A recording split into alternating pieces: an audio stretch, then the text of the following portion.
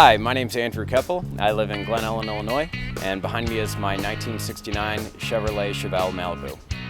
For as long as I can remember, since before high school, my brother and I have been interested in old cars and Chevelles in particular, and we started looking kind of passively when we were younger, and finally once I graduated from college, I had the funds available to actually purchase a vehicle, and so we were out looking and we had a very limited budget and we found this car.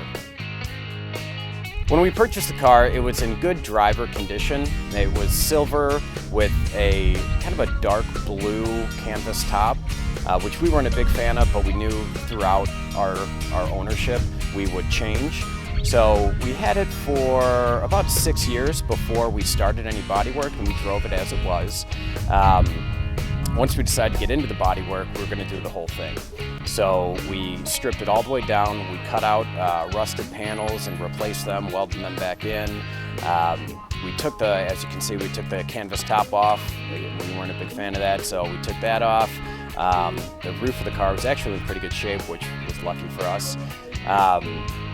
And as you can see, now it's blue. This color is actually mocked after a 72 Nova that my dad had, as well as a little model car that was of a 70 Chevelle SS that my brother had when we were young.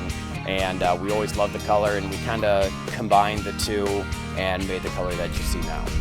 Under the hood, we've got a small block 350 Chevy, and it's got a mild cam in it and not a whole lot of work done to the engine because this is a driving car. And it's fast enough as it is, we just want it to be reliable. This is actually the third engine that we've put in the car. The first engine was also a small block 350. I was bored over a bit. We pulled that out, rebuilt it, put it back in the car, so I'm calling that a second. And my brother was driving that and kind of blew it up. At the same time, he blew up the Turbo 400 transmission, but we didn't realize the transmission was blown up at the time.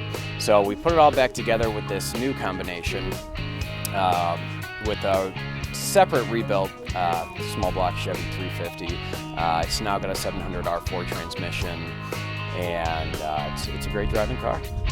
The interior of the car is pretty much original. The only things that we've really done is we put in a factory style original radio, but it's digital, but it looks factory.